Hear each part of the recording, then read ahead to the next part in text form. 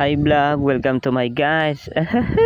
Pasensya na ako ngayon na ako naka-upload mga idol. Talagang na-busy lang akong ilang araw mga idol ko. So for today's video nga mga idol ko ay mag-go home service kami mga idol ko. Ito pala ang daan namin dito mga idol ko sa Bicol. Isang way lang mga idol ko sa gitna ng palayan. Tingnan nyo naman. Tirik na tirik nga dyan ang araw mga idol ko kasi alas 11 na ng tanghali kami nakaalis dito mga idol ko. Tingnan nyo namang init talagang, pero ang ganda ng view mga idol ko.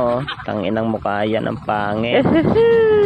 Talagang nakakatakot nga talaga dito mga idol ko dumaan sa pathway na to, lalo na kapag barik kami mga idol ko, medyo nakainom, talagang hindi namin maiiwasan na mahulog dito sa palayan na to mga idol. Gamit ko pala dyan na camera mga idol ko, itong iPhone ang kasama ko, sana all naka iPhone mga idol ko. Tinisting ko kung talagang maganda naman talaga ang kuha ng iPhone, talagang napapasa na all na lang talaga ako dito mga idol ko. Tingnan nyo naman, ganitong cellphone talaga ang pangarap ko mga idol ko, pero hanggang pangarap na lang talaga ata ako dito mga idol ko. At sa part nga niyan mga idol ko ay malapit na kami sa labasan mga idol ko. Sa wakas makakahinga na din kami ng maluwag mga idol. Bali nang hiram lang pala kami dyan mga idol ko ng motor kasi wala na din tong motor kasama ko, sira na din mga idol ko. Kaya shout out sa iyo Jegot, napakabait mo talaga, pagpalain ka ng Panginoon.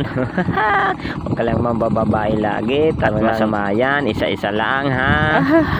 At nakalabas na nga kami dyan mga idol ko. Ayan na, kitang kita na namin yung liwanag ng kalangitan mga idol ko. Alright, tingnan nyo naman, napakaganda ng view. At nandito na kami sa kalsada mga idol ko. Tingnan nyo, ang ganda talaga ng view, pero kainit naman talaga mga idol ko. Tangaling tapat, ang inang yan. Dito na kami sa kalsada ng La Purísima Nuevo mga idol ko. Papunta na kami ng bayan ng Ocampo. Tingnan nyo naman mga idol ko. Shout out pala dyan sa mga taga Ocampo mga idol. Ingat kayo lagi, ingat tayo lagi ha.